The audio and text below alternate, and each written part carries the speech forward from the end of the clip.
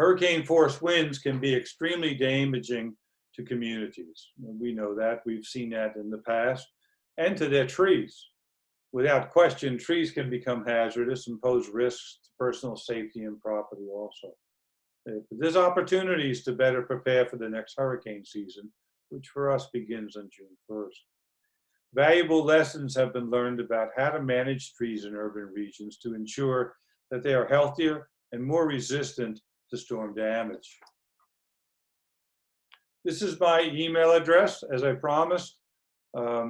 You'll see this several times during the broadcast. Write down your questions, please, and forward them to me.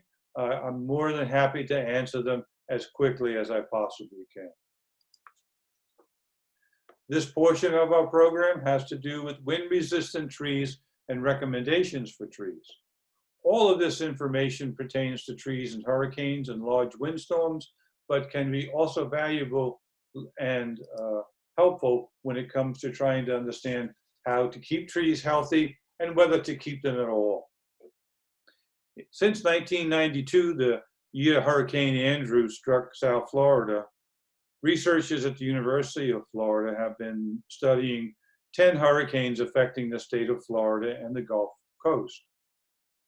Their primary goal was to answer one question: what makes a tree wind resistant? To do this, again, they looked at 10 different hurricanes. After the hurricanes moved through, they went in and did extensive inventories and studies on about 160 different species of trees. They also surveyed 240 arborists and urban foresters and forest scientists, and of course reviewed all the scientific literature on trees and hurricanes to come up with their recommendations. Now, this is a short list, and this is the first part of their lists. They broke out trees into highest wind resistance, medium to high resistance, medium to low resistance, and low resistance. Again, a short list you're looking at the moment includes live oak and southern magnolia, sweet gum, holly, sycamore, bold cypress, gumbo limbo, black gum, and then palms. Palms turned out to be very wind resistant in general throughout all the surveys. Not all palms, one of the palms in particular, Washingtonian palm, proved to be problematic. Again, a short list. I'll show you a longer list later on in the program. Medium to high resistance included laurel and water oaks. Now, laurel and water oaks were considered to be high and medium wind resistance in South Florida. That is south of I-4, outside of the Tampa Bay region, which most of us live in. Turkey oak was medium to high wind resistance, red maple, tulip poplar, and then pines. But pines had problems when they weren't growing in groups. We'll take a look at that a bit later too. Low wind resistance across the study area included jacaranda, water oak in general, yellow ponciana, tababuya, weeping banyan, which is more typically found in the southern part of Florida, and Australian pine, which had in the past been planted extensively and is no longer used as, generally used as a tree to plant in urban areas. One of the principal lessons that they learned in looking at these different hurricanes and their aftermaths was that trees need adequate space. When they don't have adequate space, they tended to fail in high winds. So let's take a quick look at the difference between a tree, its environment in the forest, and a tree and its environment in a suburban lot. In the forest, trees grow in big, large groups. These tend to create environments in which humidity is higher, wind speeds are lower because all the trees are buffering the wind to a certain degree, and that the trees generally have adequate sunlight in order to produce the sugars they need to be healthy, successful, and vigorous. They have a tremendous area for their root systems to develop, And not only do their root systems develop, but their root systems tend to attach themselves to different individuals in the groups and actually make them stronger. In the suburban lot, housing lot to your right, we have a live oak tree and a couple of laurel oaks, common in our area of Tampa Bay. You can see that they are not in the same type of environment as the forest. First off, they tend to grow completely out in the open. And so they, instead of having sunlight concentrated at the top of the forest and making the trees grow tall and long, they tend to have sunlight on all sides. And so the tree tends to grow out more than it grows up, a change in form which over the millennia, these tree species have grown to be successful with. Also, we can see that the vertical availability of space for the tree is often constrained by power lines and by transmission lines, cable, telephone, but also underground, they have a much limited space in order to put down roots, and to put down roots not only to be healthy and vigorous by pulling up water and nutrients, but the rooting system that they need to be thoroughly stable. They're inhibited by the driveway we see, the house that we see, the sidewalk which is in front of us, which we don't see. All of these constrain the ability of the tree to develop a rooting system that truly anchors it and makes it stable. Trees like laurel oaks and live oaks, like we see here, tend to have root systems that stretch out 3 times the canopy. 3 times the canopy that we see.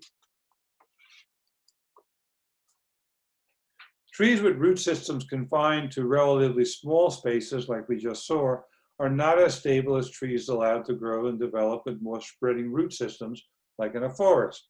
The roots on the trees in the bottom photo were deflected by a curb, making them very susceptible to blowing over in the direction away from the curb. In this case, we have a group of trees which was thriving because their root systems back to the left of the photograph had plenty of room to pull in nutrients and water, so they were healthy.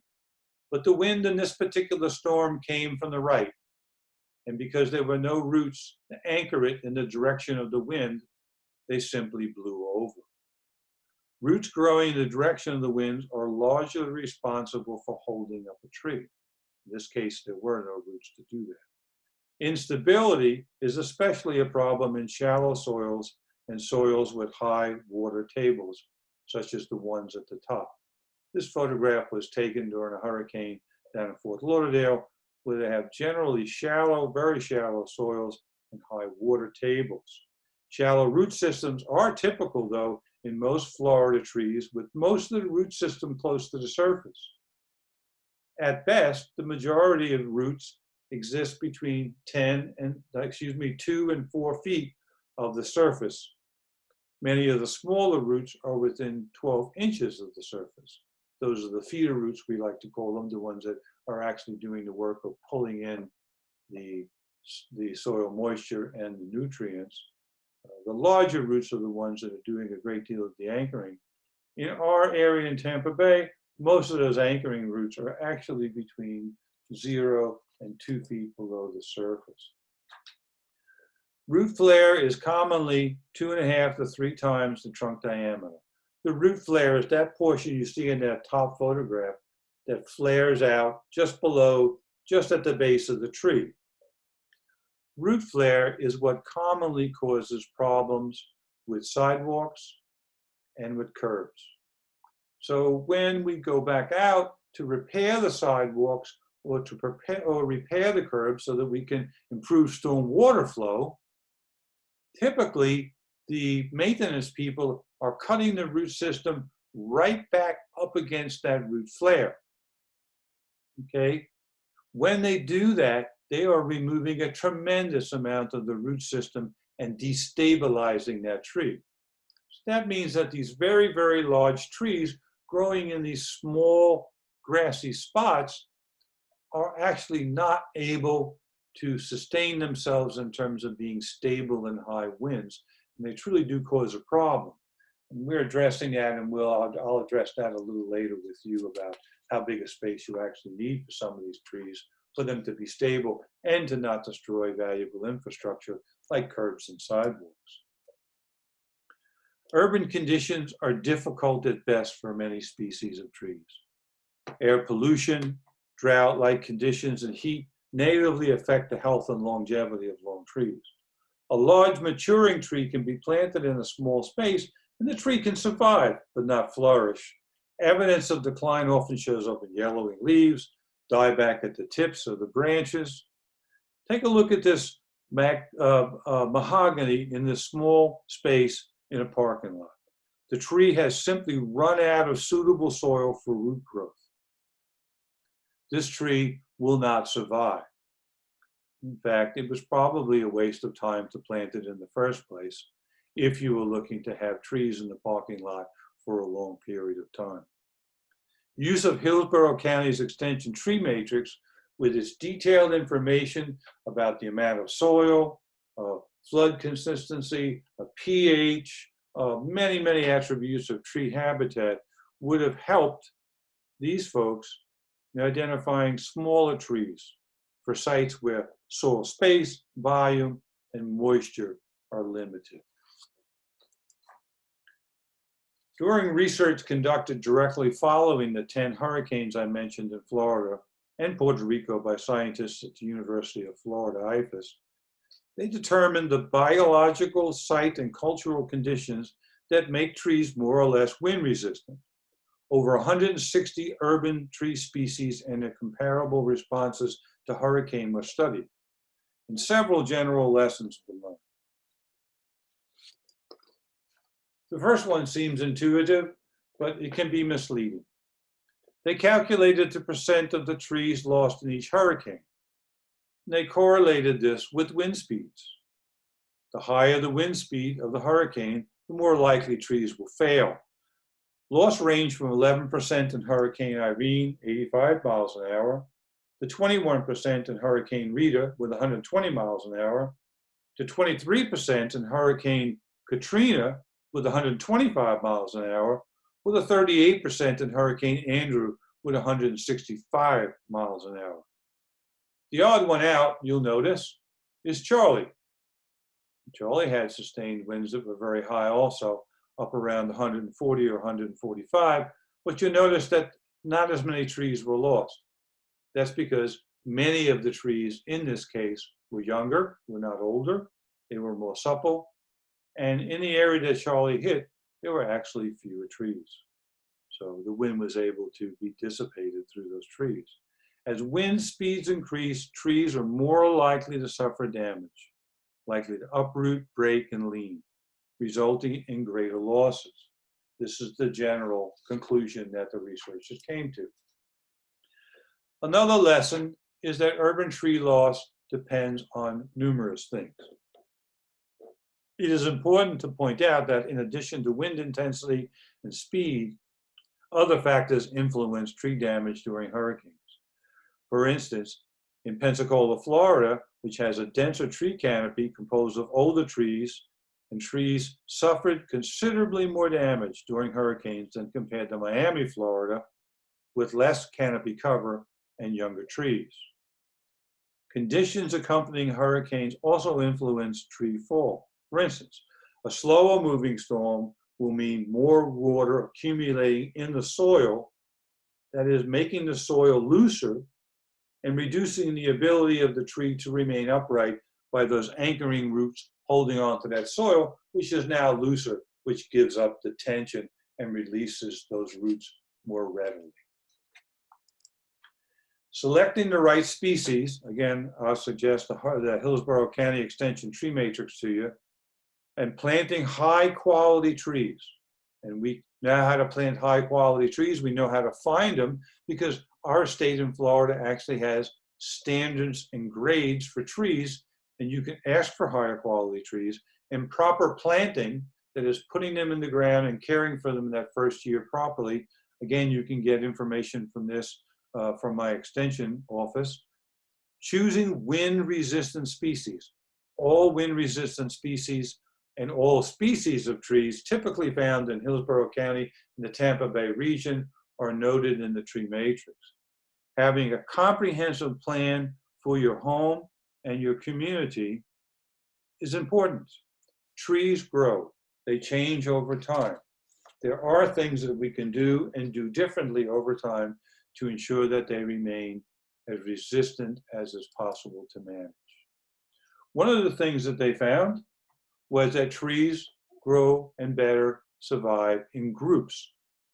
It's kind of intuitive, really, when you think about the forest is where they have grown and developed over the millennia. This is the type of environment that they like to be in. They first discovered this when noticing sand live oaks grew naturally in groups and survived winds very well.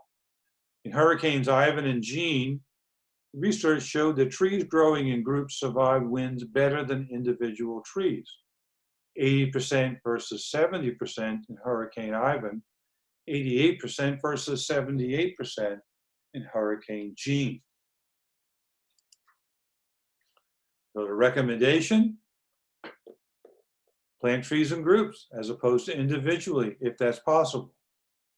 Also notice in this photograph, by planting them in groups, that the rooting space provided for the group of trees on this picture is excellent. They have a great deal of space. Remember, we talked about that these trees probably need about 30 feet of space each in terms of their rooting area. But they share this rooting area here, so they have a tremendous amount of space. Also now we have the trees growing together and the outer trees buffering the inner trees from the wind by intercepting the wind in their canopies. Trees can only develop strong supporting root systems when they have adequate soil space. That is a key to a great deal of this. We've seen that some tree species are more resistant to wind than others. Wind resistance is defined as the ability, the capacity of the tree to survive. That is to remain standing and living in hurricane force winds. The resistance means that they do not easily uproot or break in the winds. There are certain characteristics of trees that make them more resistant than others. Some of it has to do with the internal way that their wood grows and locks together. Some of it has to do with their rooting system. Some root systems are a little deeper than others. Others have to do with the extent of their rooting system. Here we have two examples. A sand live oak up top, which has a shallow root system. And sand live oaks don't do very well in hurricanes. Only 4% survived Hurricane Jean. Old cypress, on the other hand, has a strong rooting system, has a good, strong, characteristic wood. 95% survived Hurricane Charlie when it came through. Very, very different just based upon species. So here's the larger recommended lists. Don't worry about that, you can't read them at the moment. I'm going to make sure that you get all of this information within the next 2 days, and so you're going to be able to see all of this in detail. But I want to show you how the researchers broke it out. They looked at the coastal plain. They'd considered Tampa Bay region to be in the coastal plain. And they looked at trees in tropical and subtropical areas, and they would consider that considerably south of I-4. Again, they ranked these trees here in the coastal plain, which is most commonly associated with the Tampa Bay region. We can see that live oak was considered one of the highest wind-resistant trees. These lists are divided into highest, medium, high, medium, low, and lowest resistance, again, for the coastal plain and the tropical and subtropical region.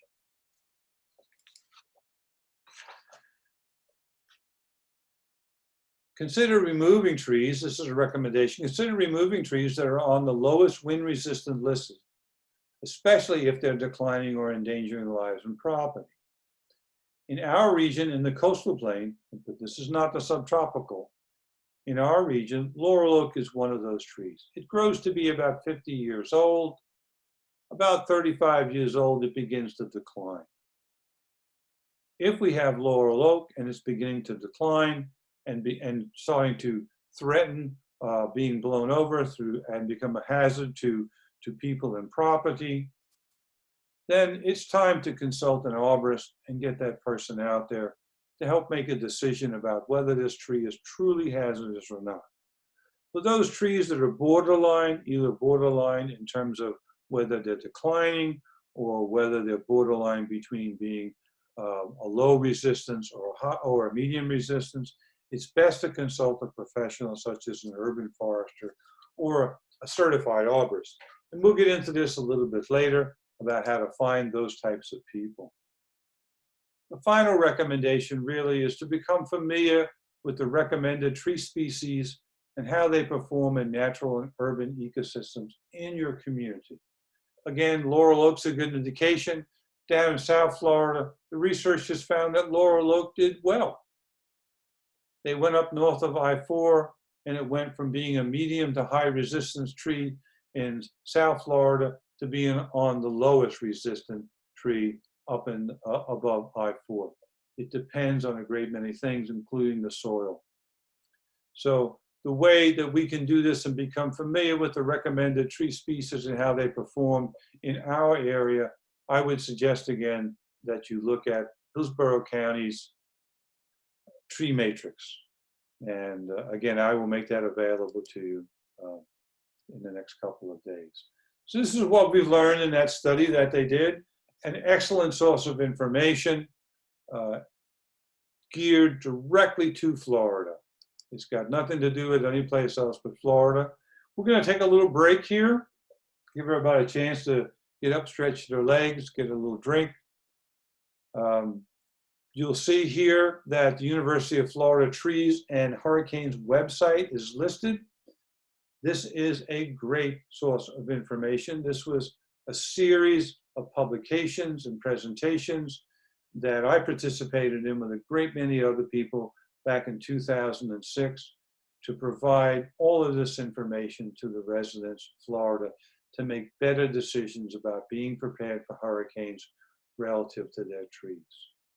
Let's get back together right at 7:30.